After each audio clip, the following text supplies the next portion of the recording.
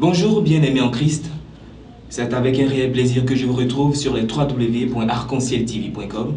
Aujourd'hui, dans le cadre de l'émission Les merveilles du Seigneur Jésus, nous recevons aujourd'hui l'évangéliste Diomandé Aïssiata Ignat qui vient aujourd'hui pour témoigner des merveilles du Seigneur, parce que anciennement musulmane, aujourd'hui chrétienne, qu'est-ce qui s'est passé? Ça sera tout à l'heure avec votre permission. Alors, elle est sur ce plateau. Bonjour évangéliste. Bonjour. Comment allez-vous? Tout va bien, par grâce de Dieu. Alors vraiment merci d'avoir accepté vraiment l'invitation d'Arc-en-Ciel TV pour venir nous témoigner à cette émission Les merveilles du Seigneur. Je vous remercie une fois de plus déjà.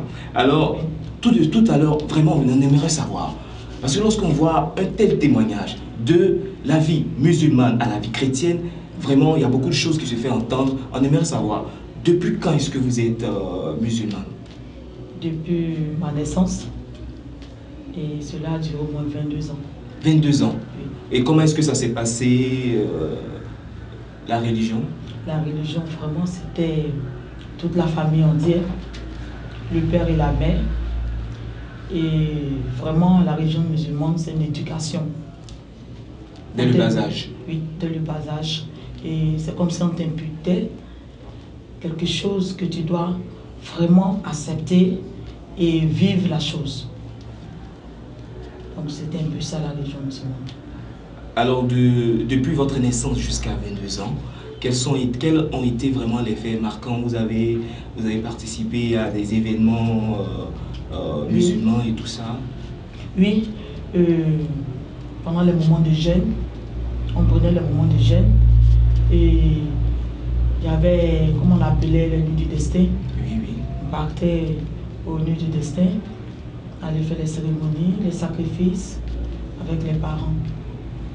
Ah, ça c'est clair alors. Alors tout de suite, on a envie de vous demander, est-ce que vous étiez la seule enfant que le père vraiment avait initié à la religion musulmane, ou c'était avec tous les autres frères? C'était avec tout le monde parce que, pour le dire, mon père a eu au moins 8 filles avec ma mère. Nous étions seulement que des filles avec ma mère. Des filles seulement? Que des filles. Que des filles. Oui. Maintenant, on aimerait savoir, est-ce que vous étiez vraiment une musulmane vraiment très affirmée, vraiment très absolue dans la religion? Bon, j'étais engagée selon ce que mes parents me disaient. Je suivais la religion musulmane. À chaque moment, il faut nous réveiller à 5h30 pour prier. Tu ne te réveilles pas, c'est la guerre, hein. Pour que tu te réveilles pour prier. C'était ça. Il fallait seulement que tu ne manques pas les 5 moments de prière. Ah, donc tous les vendredis également, à partir de 13h, vous étiez à la mosquée? Bon, nous, on était les plus petits. On n'allait pas à la mosquée, mais on faisait la prière de 13h. La prière de 13h? Oui, 13h, 13h30. On suivait la prière. Est-ce qu'il vous a fait faire l'école coranique? Non.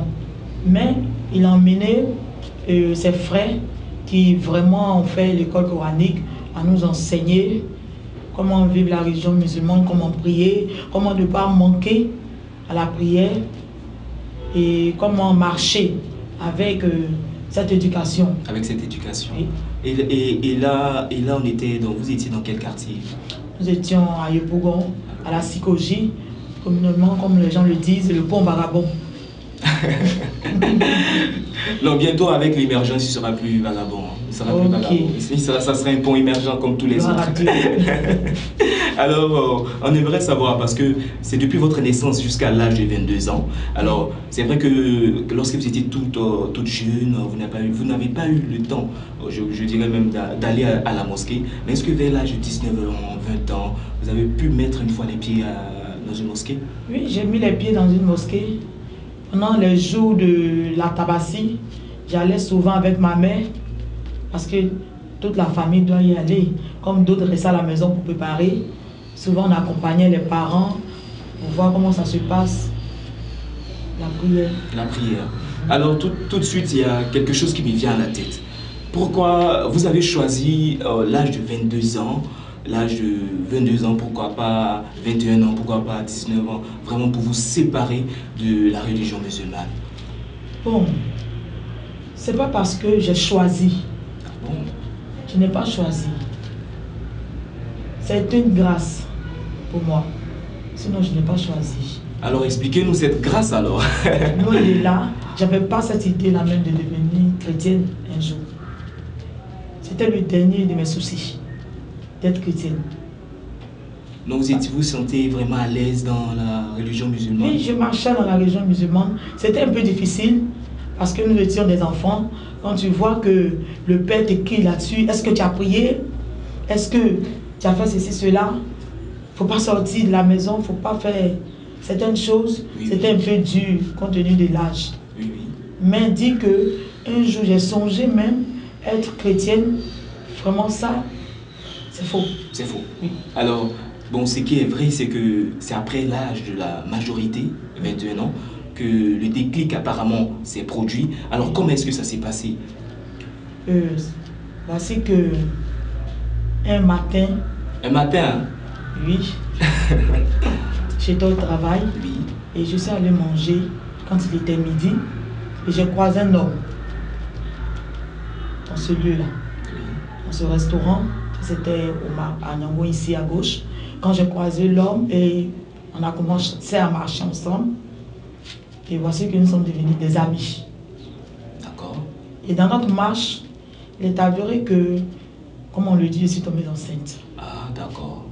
Or, la religion musulmane nous enseigne qu'une fille chrétienne ne peut marier un homme musulman. Ah, là, ça devenait un problème alors? Oui. Maintenant, comment est-ce que votre père a... Et voici que, quand j'étais enceinte, je cachais. J'avais peur. Parce que je connaissais mon sort. Mais là, une grossesse, on ne peut pas la cacher longtemps. Oui. Mais la grossesse est sortie. Et voici l'homme qui vient, il veut m'épouser. Il envoie sa famille et mon père chasse la famille. Et mon père dit, si c'était un musulman, même s'il était voleur, je vais l'accepter. S'il était voyou, je vais l'accepter. Mais un homme musulman, je ne peux jamais accepter cela parce qu'elle nous a déshonorés. Et c'est ainsi que mon père m'a chassé. Il m'a régné. Il dit, je ne suis plus sa fille parce que je suis allée de l'autre côté. Or, moi, dans ma tête, ce n'est pas parce que j'allais devenir chrétienne. Je n'avais pas cette idée dans la tête. Mais mon père, il voyait cela venir. Puisque c'est mon père. Comme on le dit, être Bousmani. Il voyait cela venir, il dit, c'est les cafris. Que je suis devenu cafri, j'ai pris part des autres avec l'éducation qu'il m'a donnée. Et tout ce qu'il a fait était zéro. Parce que vraiment, dans la famille, nous sommes beaucoup, je suis l'avant-dernière. Mais mon père avait beaucoup les yeux sur moi. Il me suivait beaucoup de près. Il avait même fait un programme pour que je parte aux États-Unis. Parce que ma soeur était là-bas. Elle a marié un parent de mon père, un musulman. Donc mon père voulait que je parte rester avec ma soeur. Et parce que je faisais la couture, la coiffure, je tressais beaucoup. Je partais rester avec ma soeur, l'aider. Et vraiment, avec le dynamisme que j'ai en moi, ça allait faire réussir la famille. Je vois. Mais donc, oui. Mon père a trouvé que vraiment son projet était déplacé. Déplacé. On peut dire bafoué. Oui. Alors, mais Marie, c'est vrai qu'il était en colère après avoir su par rapport à votre grossesse. Malgré tout, en tant que père, il vous a quand même pardonné, vous a quand même pardonné? Non. Il n'a jamais voulu me pardonner jusqu'à sa mort. Oui. Mais vous êtes resté quand même auprès de lui à la maison? Je te dis, mon père m'a chassé de la maison. Lorsque je venais auprès de la maison, quand il sort, quand il me voit, je dis de quitter devant ma maison. Il me chassait comme une maltrue. Il ne voulait pas me voir. Ça ne le gênait pas de me chasser devant les gens. Tu n'es plus ma fille. Je t'ai dit, je ne veux plus te voir dans ces environs. Maman, donc je ne veux plus te voir ici. Quitte les lieux. Avec la grossesse, je partais. Je pleurais, j'étais seule. Je me sentais mal. Je ne voyais plus mes soeurs, ni ma mère. Toute la famille? Oui, toute la famille. Alors, mais après avoir été abandonné par la famille, commence par le père, maintenant le temps de la grossesse, comment est-ce que ça s'est passé maintenant? Le temps de la grossesse, je suis restée avec l'homme. Et voici que ma belle-mère qui s'est fâchée, aussi qui disait que j'allais convertir son fils. Parce qu'ils étaient d'une famille chrétienne. Ah donc, l'auteur de la grossesse était chrétien? Oui, catholique. Catholique. Oui. Ah. Donc sa mère disait que vraiment elle ne peut pas accepter ça, que je ne peux pas marier, épouser son fils, que je suis une musulmane, je vais rendre son fils musulman. Donc il y avait un combat du côté de ma famille et de ma belle famille. Personne ne me voulait. Maintenant, combien de temps vous avez passé hors de la maison? Hors de la maison, j'ai passé, aujourd'hui, je peux dire 17 ans. 17 ans? Oui. 17 ans, c'est pas 17 jours, mais on voit déjà que quelles sont vraiment les étapes. Il y a eu vraiment de gros problèmes, à part les conflits entre les deux familles. Mais est-ce que vous avez pu bien vivre quand même? C'était difficile, parce que mon père m'a dit comme ça que tu vas mourir, parce que tu m'as désobéi. À ton accouchement, tu vas mourir. Tu ne vas pas vivre avec cet enfant. Et je suis tombée malade. Parce que c'était un choc pour moi. Je n'arrivais pas à comprendre pourquoi est-ce que mon père avait cette réaction. Même si j'étais enceinte, qu'est-ce qui prouve que j'allais devenir chrétienne? Parce que ce n'était pas mon idée d'être chrétienne. Je voulais un foyer. Je voulais faire mes enfants. Et je voulais rester avec ma famille. Mais mon père ne voulait pas. Il y avait trop de calamités, des injures, la malédiction à tout moment. Tout ça. Et je suis tombée malade.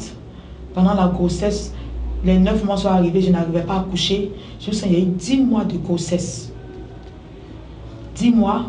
Et un matin, j'étais couchée. Et j'ai commencé à rendre. J'ai vu que quand je rendais, il y avait du sang dans le vomissement. Et j'ai essayé d'appeler ma mère. Comme elle est du corps médical, elle était infirmière sage-femme. Et j'essayais de l'appeler pour lui dire que ça ne va pas chez moi. La grossesse a avancé et voici ce qui se passe. Automatiquement, elle m'a dit, va à l'hôpital, je te trouve là-bas. Et elle a dit à mon père, vraiment ma fille va accoucher. Je te demande pardon, il faut verser de l'eau, comme chez les Africains, pour qu'elle puisse accoucher normalement. Il dit, je te dis qu'elle va mourir. Parce qu'elle m'a désobéi, elle va mourir. Je ne vais rien verser. Et toi, je t'ai dit de ne pas aller avec, de ne pas la voir. Mais tu te caches pour la voir, je sais. Mais elle va mourir. Même si vous voulez appeler tous les médecins que vous voulez, elle va mourir. C'est comme ça que ça s'est passé. Et lorsque nous sommes allés à l'hôpital, j'étais couchée, je n'étais pas en travail. Et j'étais couchée. Étant couchée, j'ai cru que je dormais. J'ai vu 2 messieurs arrêter mon cheveu. Et c'était 2 anges. Je ne savais pas. Ils étaient habillés en blanc. J'étais couchée là. Après, je regarde encore, je ne vois personne. À la suite de cela, les médecins sont venus, ils ont forcé la grossesse. Ils ont fait une injection qu'on appelle le Cento. Lorsqu'ils ont fait, j'ai commencé à avoir mal. Et on m'a mis dans la salle d'accouchement. J'étais couchée là-bas et j'ai commencé à réciter les sourates. Parce que j'étais musulmane. J'ai commencé à réciter, j'ai fait le Fatiha, j'ai récité. Mais avant cela, il y a une amie qui était chrétienne qui m'a dit que toi, tu dois servir le Seigneur Jésus. Je lui ai dit, non, je suis désolée.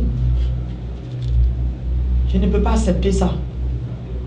Je ne suis pas dans vos mensonges là. Moi, je suis musulmane. Elle dit, voilà ce que le Seigneur me dit. Le fils que tu vas mettre au monde, tu vas mettre un enfant au monde, mais c'est un garçon. Ce fils-là va s'appeler Abraham. Et cet enfant-là, tu vas le mettre au monde le jour de la tabaski. Pour que tu saches qu'il est Dieu. Je dis en bon, mais la tabaski vient de chez nous, les musulmans. Nous, on fait la tabaski, on fait les sacrifices. Donc, c'est normal. J'étais beaucoup incrédule. Ça, je l'étais. J'insultais même les chrétiens. Et à la suite de cela, une semaine, je me suis fâchée contre cette femme et je ne lui parlais pas pendant une semaine parce qu'elle m'a donné ce message. Lorsque je suis allée accoucher, c'était le jour de la tabaski que j'ai accouché. Quand j'ai accouché l'enfant, vers 17h, si je ne me trompe pas, quand je l'ai accouché, la sage-femme m'a pris l'enfant. Je me portais très bien. Moi, j'ai fait ma prière. Vos sourates et tout ça. J'ai fait ma prière. Donc, mon Dieu m'a libérée. Et elle a pris l'enfant, elle a envoyé l'enfant dans la chambre. Elle s'est occupée de moi. Lorsqu'elle a fini de s'occuper de moi, elle m'a accompagnée dans ma chambre. En ce moment, mon mari, mon ami et sa soeur étaient dans la chambre. Tout le monde m'attendait dans la chambre du bébé. Ils avaient le bébé en main. Quand nous sommes arrivés devant la chambre, lorsque j'ai attrapé le poignet, je vous assure, j'ai été écroulée comme de l'eau, comme si quelque chose était versé. Et j'ai entendu la sage-femme qui me disait comme ça, aide-moi. Dans aide-moi, là, elle a crié un coup, aide-moi. Moi, j'ai entendu, aide-moi. C'est parti loin. Tout ça, ça s'est éteint. Quand ça s'est éteint, je me suis retrouvée dans un lieu où je n'étais pas. Vraiment un lieu glorieux. Un lieu glorieux. Ça se vit. Ça se vit. Je me suis trouvée dans un ciel beau et propre. Il n'y avait pas de terre. Je planais dans l'air. J'étais seule. Je planais dans l'air. Et comme ça, de loin, je vois une lumière qui s'approchait de moi. Je voulais regarder la lumière. Mais vraiment, je ne pouvais pas. Mes yeux ne pouvaient pas contenir cette lumière-là. Donc je regardais le ciel était vraiment beau. Le Seigneur aime la couleur bleu ciel. C'était beau. Et le jour était beau, merveilleux. Le jour, quand nous sommes ici, on voit la lumière. Notre lumière est simple. Il n'y a pas de soleil. Mais le jour est propre. Il est beau. Je n'ai jamais vu de jour comme ça. J'étais émerveillée. Je regardais. Toute innocente.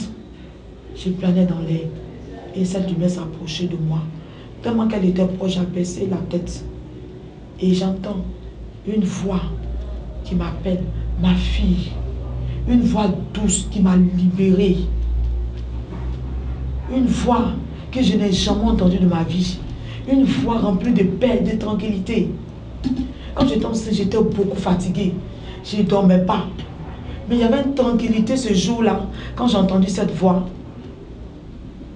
Il m'appelait encore la deuxième fois. Et j'ai vu les pieds descendre. Je vois quelqu'un vêtu de tout blanc. Et il descendait. Légèrement, il descendait. Et j'ai vu ses pieds. Mais vraiment, le Seigneur, il est esprit et vie. Donc c'était le Seigneur alors? Oui. Il est esprit et vie. Tu n'as pas besoin de demander c'est qui.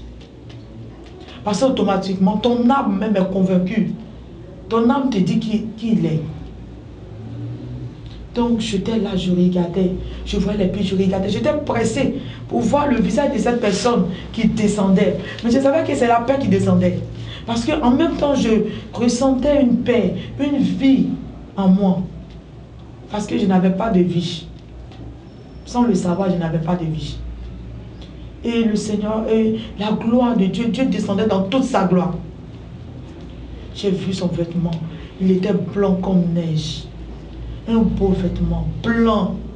Je n'ai jamais vu ce blanc-là dans ma vie. Un blanc qu'on ne peut exprimer. Il descendait et il m'a tendu sa main. Il m'a appelé encore la deuxième fois, ma fille. Et lorsqu'il a tendu sa main, que j'ai mis la main et le visage, j'ai failli voir même le visage. Parce que je voulais tellement voir qui venait à mon secours. Et je regardais jusqu'à ce que ça arrivait là. Au niveau du menton? Quand ça arrivait là, et j'ai mis ma main dans sa paume. La troisième fois, quand il a dit ma fille, quand j'ai mis la main dans la paume, je me suis réveillée à l'hôpital. Comme je me suis réveillée à l'hôpital, j'ai vu des gens autour de moi. Mon médecin qui n'était pas à l'hôpital, qui était jusqu'à Cocody, c'est quand je me suis réveillée que lui est arrivé. Donc j'ai passé tout ce temps-là. Et moi j'ai cru que c'était peut-être en 10 minutes que ça s'est passé. Oh, j'ai pris du temps dans ce sommeil. Si on dit sommeil, vraiment, c'est un sommeil vraiment qui était profond et paisible. Je n'ai jamais dormi comme ça de ma vie. Et vous avez dormi pendant combien de temps? Je n'ai pas demandé au médecin. Et chose bizarre, personne n'a pu oser m'expliquer ce qui s'est passé. J'étais couché, le médecin est venu. Il a dit à tout le monde de sortir. Parce que j'étais agitée, je voulais continuer ce que je voyais. Et j'étais agitée. Et parce que le médecin m'a demandé comment je m'appelle. Parce qu'il s'est dit que quand les femmes accouchent souvent, elles piquent des crises. Il dit que c'était une crise. Or moi j'étais morte. Il s'est dit que c'était une crise. C'était pas une crise. Je lui ai dit mon nom, je lui ai dit tout son nom. Il a appelé l'homme avec qui j'étais. Il m'a demandé, tu le connais? J'ai dit oui, c'est mon mari. J'ai dit son nom, il dit ok, laissez-les va se reposer. C'est comme ça que j'ai rencontré le Seigneur. Il ne m'a pas dit je suis le Seigneur. Mais mon âme m'a témoigné que c'est mon Sauveur qui est venu à mon aide. Alors, juste après une telle expérience, comment est-ce que ça s'est passé maintenant? Vous êtes parti directement dans une église ou bien... Je ne suis pas allé dans une église. Je vous ai dit que j'étais têtue. J'étais très têtue. Je ne suis pas allé dans une église. J'ai même oublié ce qui s'est passé. Ah bon? Oui. J'ai oublié. Pour moi, c'était comme un songe. Et un soir, je suis allée au travail avant la mort de mon père. Quand je suis sortie de l'hôpital, lorsque je suis sortie de l'hôpital, je suis allée au travail. Je suis arrivée, j'entends une voix qui me parle.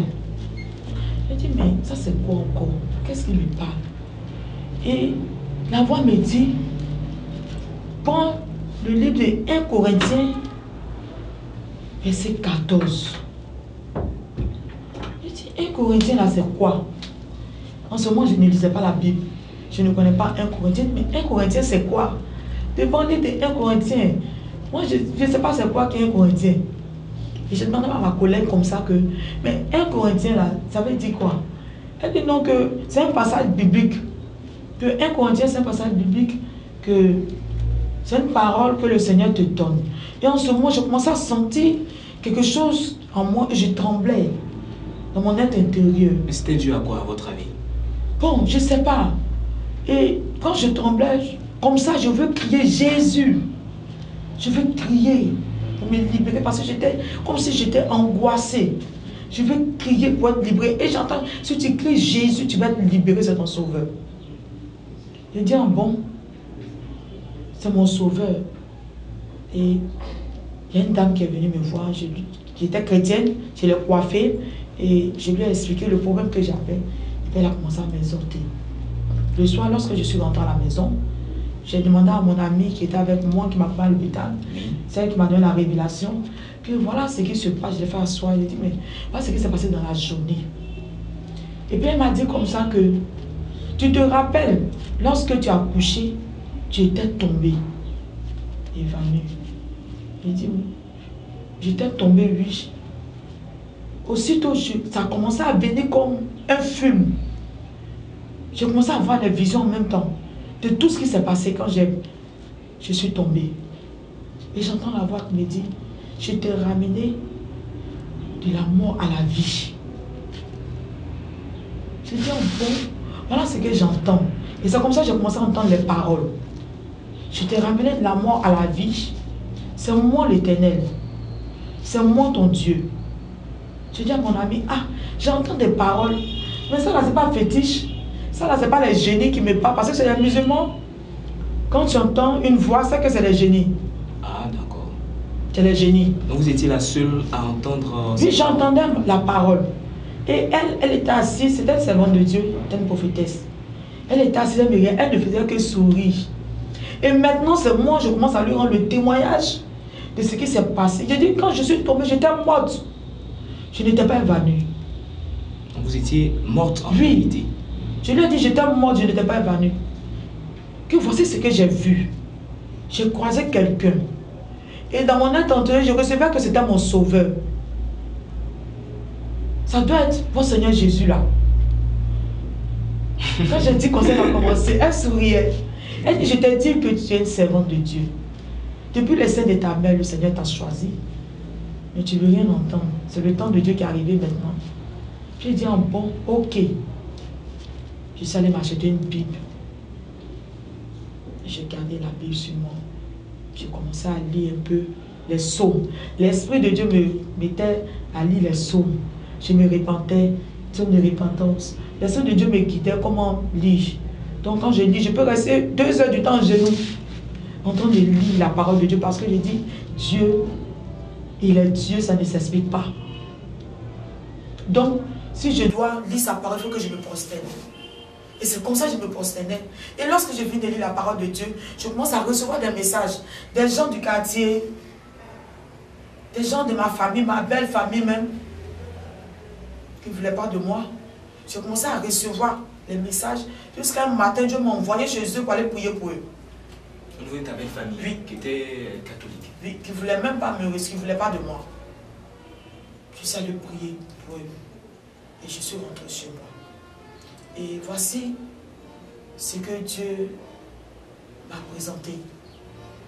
Des merveilles de Dieu pour moi. Dieu, c'est pourquoi j'ai dit que le Seigneur, il est incomparable. Il est tout pour moi. Tout. Tout. Tout. Parce que je vois ici le thème Jésus est ma raison de vivre, tiré de Romains, chapitre 14, au verset 7. Alors, avec tout ce qui s'est passé, tout ce qui s'est passé, est-ce que cela est arrivé sans que vous ne mettiez un pied à l'église? Non, je ne partais pas à l'église. Malgré tout, vous êtes arrivé quand même à transmettre des messages du Seigneur à votre belle famille. Oui, par le Saint-Esprit, il me conduisait et je me laissais faire maintenant. Je n'avais plus le choix. Je n'avais plus le choix. Je me laissais faire. Jusqu'à ce que mon père meure. Et avant la mort de votre père, comment est-ce qu'il a accepté la naissance de votre fils? Mon papa n'a jamais voulu me pardonner. Il ne m'a pas pardonné. Et quand ma mère a su que mon père devait mourir, elle m'a appelé à l'hôpital. Elle m'a dit, viens, tu vas te réconcilier avec ton père. Mais comme il était coloreux, lorsque nous sommes arrivés à l'hôpital, il y avait un rideau comme ça. Et il était couché dans la chambre, il y avait une vitre. On m'a mis derrière le rideau, derrière la vitre, pour que je puisse voir mon père. Vraiment, ça m'a beaucoup choqué. Ça m'a fait mal. J'ai pleuré ce jour-là. Je disais que ce n'est pas mon père alors. Parce qu'il ne peut pas me repousser jusqu'à ce point-là. Je suis venue au monde par lui. Il était un canal. Mais ce n'est pas pour autant qu'il va me repousser jusqu'à ce point. Est-ce que vous en voulez à votre père? Non, pas du tout. Pas du tout. Malgré tout ce qu'il vous a fait? Pas du tout. Ça c'était avant, quand je ne connaissais pas le Seigneur. Et quand j'ai connu le Seigneur, j'ai vu que tout ça c'était le plan de Dieu pour moi. Alors toujours dans le plan de Dieu. Alors maintenant, comment est-ce que ça s'est passé pour que vous puissiez mettre les pieds à l'église et jusqu'à ce que vous deveniez aujourd'hui évangéliste? D'abord, il y avait une maman qui s'appelait Mada, une amie qui m'a invité chez elle. Et je suis allée là-bas, elle priait, c'était une nouvelle église. Je suis allée là-bas, elle priait, j'aimais la prière, je suivais les cultes. Et un jour, quand mon fils a eu 1 an, à l'anniversaire de mon fils, une semaine avant l'anniversaire de mon fils, cet enfant que j'ai mis au monde. Abraham? Oui. Je me suis mise en genoux pendant 1 semaine, j'ai prié. J'ai dit au Seigneur que il y a beaucoup d'églises. Je veux la vérité. Moi, je ne l'ai pas cherché, mais lui m'a trouvé. Il m'a pris pour que je puisse l'adorer. Je veux l'adorer en esprit et en vérité. Il y a trop d'églises. Je veux qu'il m'emmène dans une église où on adore véritablement. Je ne veux pas me promener. Et c'est ainsi que le Seigneur ne m'a pas répondu pendant 1 semaine. C'est le dimanche, l'anniversaire de l'enfant était samedi. Et le dimanche matin, je me suis habillée, je dis à l'église. Mais je ne sais pas où partir. Je me suis engenouée et j'ai commencé à prier. J'ai dit, Seigneur, je t'ai demandé une chose, réponds-moi. Tu as dit dans Matthieu 7, celui qui demande reçoit. Je te demande encore, où veux-tu que je parte prier? Et j'entends, va à Zito. À Zito. Je dis à Zito, à Zito. J'ai parti à Zito, Zito n'est pas loin de chez moi. J'ai parti à Zito comme ça. Et quand j'ai fermé les yeux, je me suis vue en train d'aller marcher. Je marchais et je rentrais dans une église à l'entrée du village d'Azito, qu'on appelait la Méda. Lorsque je suis arrivée là, je me suis vue en vision, dans le même habit, dans le même habillement, et je suis arrivée devant l'église Méda. En même temps, j'ouvrais les yeux. Je dis merci Seigneur, c'est que c'est là que tu veux que je parte. Et c'est comme ça que je suis allée à la Méda. Quand je suis rentrée net, j'ai senti quelque chose de fort en moi. Tout mon corps, tous les poils de mon corps étaient levés sur moi. Et j'étais en train d'adorer le Seigneur. Quand vous êtes arrivé en pleine adoration. J'étais en train de louer Dieu, adorer Dieu. Et lorsque je suis arrivée là, j'étais dans la joie. J'étais contente. C'est comme si j'ai retrouvé une famille. Donc j'étais très heureuse. Et je suis rentrée dans le temple. Ma femme soit assise, j'ai suivi le culte. Tout et tout. C'est ainsi que j'ai commencé à aller à l'église Méda Azito. Une église évangélique? Oui, évangélique chez la chevêche Cassie d'Azito. Oui, oui. Alors, maintenant, lorsque vous avez commencé à fréquenter cette église, quand est-ce que c'est là-bas que vous avez débuté votre sacerdoce d'évangéliste ou bien c'est après? C'est là-bas, parce que ça fait 15 ans que je suis là-bas. Après la Méda, je ne suis plus allée dans une autre église. Je suis restée là, parce que je me sentais bien là-bas. La parole était prêchée, et la parole est toujours prêchée. Dans l'enseignement, j'ai vu qu'il y avait une différence. Donc je suis restée là-bas, je me sentais bien. Et j'étais, 5 ans après, j'ai été la responsable du service d'ordre et accueil. Et accueil. Oui. Je suis restée responsable pendant 10 ans. J'étais la responsable. Puisque vraiment j'aime le Seigneur et j'aime servir Dieu. La manière dont je servais le Seigneur, avec amour, et je recevais bien les gens venaient dans l'église. Le pasteur n'a pas voulu m'enlever là. Il a préféré me laisser là. Il y avait un moment qui était là. Et elle avait perdu son mari, elle est partie. Et moi, il m'a mis en tant que responsable. J'étais son adjoint. Je suis resté responsable jusqu'à maintenant, jusqu'à ce qu'on fasse mon ordination pastorale. Alors donc, pendant tout ce parcours, est-ce que, à part votre père au niveau de votre famille, est-ce qu'il y avait peut-être un oncle ou bien la mère qui était aussi opposée à cela? Ma mère était toujours opposée. Mon père est mort, mais ma mère ne voulait pas. Elle entendait comme ça, elle disait comme ça que j'entends qu'elle est devenue folle maintenant. Elle se promet que Jésus partout dans les rues. Elle est devenue folle, je ne sais pas laquelle problème c'est là. Bon, c'est ce que ma mère disait. Mais lorsque je venais à la maison pour la saluer, elle n'osait pas ouvrir la bouche même pour me le dire. Elle faisait cela derrière vous? Puis c'était derrière. Mais devant moi, le Seigneur vraiment ne permettait pas que ma mère arrivait à me dire que voilà comme ça. Jusqu'à ce que je fasse mon baptême. Lorsque j'ai fait mon baptême, elle a appelé ses soeurs, leur a dit n'allez pas là-bas. Elle est devenue pousse-monnaie, elle a pousse-monnaie. N'allez pas là-bas. Et j'ai fait mon baptême avec mes amis. Et frères et sœurs de l'église. Mon mari en organisé. J'ai dit que moi je vais fêter mon baptême comme les catholiques pour qu'on sache qu'une Aïcha a été convertie, elle était touchée par le Seigneur. C'est pourquoi même j'ai gardé mon nom Aïcha. Parce que c'est un témoignage. En tout cas, c'est vraiment un témoignage. Et donc c'est après le baptême que vous avez commencé votre ministère d'évangéliste? Non, pas après le baptême. Après le baptême, je suis restée à l'église. J'étais dans les trucs de l'église. J'ai aidé le pasteur dans son ministère. J'étais tout la responsable. Quand j'ai un programme, on partait avec le pasteur, faire le programme, avec les enseignements que le pasteur nous donnait. On suivait, on priait. C'était ça, mon soutien. Je ne me promenais pas. En tout cas, j'étais là.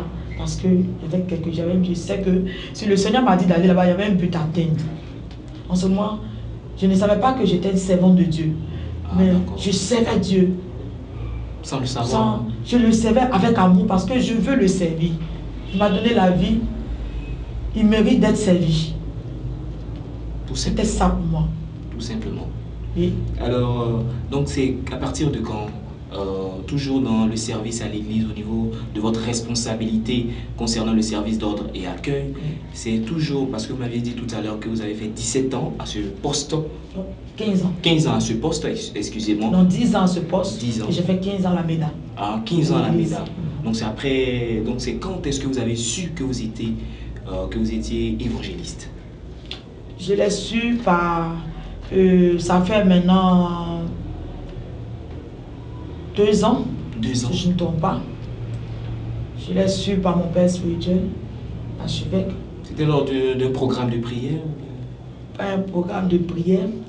Je l'ai su par l'archevêque parce qu'il y avait un frère prophète qui avait fait son église et il m'a demandé comme ça de venir l'aider.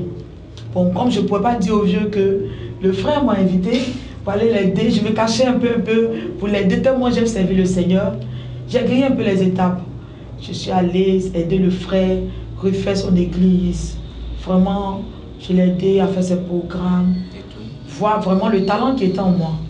J'ai mis ça en œuvre et ça a aidé le frère. Et j'ai fait un mois sans venir à l'église. Avant de l'aider, le père a dit que je dirige, il voulait savoir, parce que je sais qu'il avait reçu mon appel. Mais il voulait me mettre en pratique. Et ce jour-là, c'était la fête des mères. Il m'a dit de diriger. Il avait voyagé avec sa femme, avec notre maman. Et c'est ainsi que j'ai dirigé. Quand j'ai dirigé le culte, quand j'ai dirigé, le pasteur a prié, une dame qui a approché, servante de Dieu, maman Loi, et moi j'ai dirigé. Lorsque je dirigeais, Dieu vraiment a fait de grandes choses. Tout le monde était étonné. Quand j'étais arrêtée sur la chaîne, personne ne m'a reconnu. D'abord, mes filles demandaient, c'est maman qui a arrêté là-bas, on n'a pas reconnu, c'est maman qui parle comme ça. C'était votre première fois? C'était ma première fois de diriger à la MEDA. C'était ma première fois. On ne pourra pas l'oublier comme ça. Tout le monde était étonné. J'amenais les gens à prier. J'ai dirigé, en tout cas le culte s'est bien passé. Et lorsque le père a vu, ce jour-là, je n'étais pas à l'église, j'étais à l'aider le frère. Et voici que le père était en train de vraiment m'encourager. Il a dit vraiment, ça c'est ma fille. C'est une servante de Dieu, c'est ma fille. Et quand je suis arrivé le dimanche qui a suivi, il m'a appelé, il m'a fait des reproches, que pourquoi je ne suis pas là, tout et tout, que je suis sa fille, que je suis appelée. Que je suis une évangéliste, je suis appelée à faire l'œuvre, donc de rester tranquille pour qu'il me forme. Et il va me libérer, faire le ministère, parce que j'ai un ministère. Et la formation a duré combien de temps? La formation a duré au moins 2 ans. Et les différents contenus, il y avait quoi dans le contenu de la formation pour un évangéliste? Un évangéliste, comment évangéliser, comment s'approcher de quelqu'un qui ne connaît pas le Seigneur, comment une servante de Dieu, un serviteur de Dieu doit se tenir devant ses enfants spirituels. Au fait, c'est un peu une éducation. Une autre éducation. Et entre cette éducation et celle que vous avez reçue à votre bas âge, quelle est la différence? Il y a une très grande différence parce que l'éducation que j'ai reçue concernant la vie chrétienne, il y a beaucoup d'amour. Il y avait beaucoup d'amour. On ne te force pas. Comme il l'a dit dans sa parole, ce n'est ni par la force, ce n'est ni par l'intelligence, mais c'est par mon esprit. On ne te force pas d'adorer le Seigneur. On ne te force pas de te réveiller à 5 h ou à 2 h du matin pour prier. On ne te force pas. Tu es libre, tu as le libre choix d'adorer ton Dieu comme tu veux. Si tu veux, tu traînes. Si tu veux, tu te couches sur ton genou. C'est cette partie-là que j'ai mis. Parce que l'amour, il était. Il était vraiment? Oui. Alors, après la fin, bien entendu, de votre formation, aujourd'hui vous êtes évangéliste. Ça fait combien de temps que vous exercez votre ministère? Bon, je n'exerce pas trop le ministère. Avant la formation même, il y avait une cellule à la maison, une cellule de prière. J'avais des enfants spirituels avec lesquels nous prions. Et la cellule de prière tous les mercredis à la maison. Parce que le pasteur avait demandé qu'on fasse une cellule de famille. Dans la cellule de famille, puisque je suis une évangéliste, j'évangélisais les gens à venir prier à la maison avec moi. Et j'avais une cellule de prière à la maison. Et c'est après cela qu'on a continué, on est encore dessus. Doucement, doucement. Alors, disons que, vu que maintenant vous étiez devenu évangéliste, Alors, est-ce que vous avez eu quand même le courage de retourner dans votre famille pour essayer d'évangéliser votre mère en l'occurrence? Bon, ma mère, aujourd'hui, Dieu a fait son travail. Ma mère même témoigne que je suis pasteur. Ah bon? Oui. À l'ordination, elle n'était pas là, c'était dommage. J'aurais voulu qu'elle soit là parce qu'elle a accepté. Elle a accepté, Dieu a fait son travail, elle a accepté. Et vos frères et sœurs? Oui, tout le monde a accepté. J'ai fait l'ordination, tout le monde était là. Ils sont venus me soutenir. Ma mère allait aux États-Unis sur ma soeur, s'est reposée un peu. Donc ça fait qu'elle n'était pas là. Mais c'est elle-même qui a appelé les autres. Allez soutenir votre soeur. Parce qu'elle est pasteur, elle est sortie pasteur. Elle dit aux gens, ma fille est pasteur. De la manière dont elle disait, ma fille se promène comme une folle. C'est comme ça qu'elle dit aux gens, ma fille est pasteur. Ma fille est pasteur. Donc ma mère a accepté. Maintenant, comment est-ce que vous vous sentez maintenant, après la réaction de votre mère, une telle réaction? Je suis bénie. Je suis heureuse. Parce que mon souhait est que ma mère connaisse le Seigneur avant de mourir. D'accord, c'est bien compris. Alors, on va dire encore que c'est vrai que vous êtes une fois de plus une très grande évangéliste. Combien d'enfants spirituels avez-vous? J'ai au moins 12 enfants 12 spirituels avec lesquels j'ai la cellule de prière que je suis. Et je pense que Dieu entend faire le travail. Doucement, doucement. Et votre cellule de prière, c'est où? C'est à la maison chez moi. J'ai une salle de prière chez moi. C'est mon salon, le deuxième salon. C'est là qu'on prie. Alors, donc, vous comptez en faire une église? Bon, pour le moment, j'ai un ministère. Mais pour le moment, ce n'est pas une église. Je compte faire, par la grâce de Dieu, selon ce que Dieu me dira, selon la vision que Dieu m'a donnée. Alors avec de votre passage de la religion musulmane jusqu'à la religion chrétienne, vraiment on a entendu beaucoup de choses qui sont vraiment très très émouvantes. Alors il y a une grosse question qui me traîne dans la tête. Quelle est la différence de manière générale? Bon, je n'accuse pas une autre religion. Je n'ai pas ce droit-là. Tu sais, tout se fait par la foi. Moi, ma foi me dit que je suis sauvée. Ma foi me dit, j'ai l'assurance de mon salut. Mais dans l'autre religion, je n'avais pas cette assurance. Je me disais que le salut était forcé. Mais chacun a sa foi. Dieu est Dieu. C'est ce qu'il fait. Alors, dans vos projets d'évangéliste, est-ce qu'il y a un programme de campagne d'évangélisation auprès des différentes mosquées? Bon, pour le moment, Dieu ne m'a pas donné cette vision. D'accord. Parce que tu ne peux pas aller te mettre dans une mosquée, aller évangéliser, respecte la foi des autres. D'accord. Comme je l'ai dit, chacun sa foi. Il n'y a pas de problème. Alors, ça fait plusieurs années maintenant que vous êtes évangéliste. Alors, est-ce que le sacerdoce, le ministère d'évangéliste, est-ce que vraiment il nourrit son âme? Bon, ça c'est une très bonne question qui est venue. Vous savez, la Bible dit comme ça que la moisson est grande, il y a peu d'ouvriers. Et la Bible aussi dit que l'ouvrier mérite son salaire. Nous ne sommes pas les ouvriers de Dieu pour remplir notre ventre. C'est pour que le royaume de Dieu soit rempli. Mine de rien. D'autres pensent que quand tu es un pasteur, tu dois être riche. Non, ta richesse se trouve au ciel. Ta richesse se trouve au ciel. Très bonne réponse. Si on doit vous noter. Alors, maintenant, à part votre ministère d'évangéliste, est-ce que vous avez d'autres activités dans la vie? Oui, j'ai d'autres activités. Dieu m'a donné, il m'a doté d'un grand talent, de beaucoup de talents surtout. Ah bon? Il m'a rendu habile. Tu peux me donner la peinture, tout de suite je fais. Je suis styliste, coiffeuse, styliste, esthéticienne. J'ai fait la décoration de l'intérieur comme des églises. J'ai habillé les mariés. J'ai fait un peu de tout. Un peu de tout. Mais est-ce que les affaires marchent? Oui, par la grâce de Dieu. Elles marchent très bien. Très, très bien. Donc en ce moment, vous avez un local et tout ça? Oui, il y a un magasin à côté de Sainte-Rita au nord.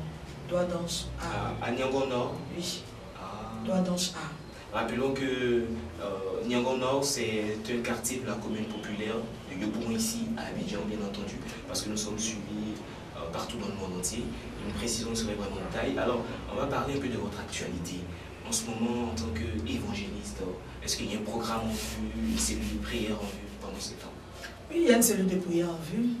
Je continue toujours la cellule, évangéliser surtout même mes frères musulmans, et parler de Jésus, des merveilles du Seigneur.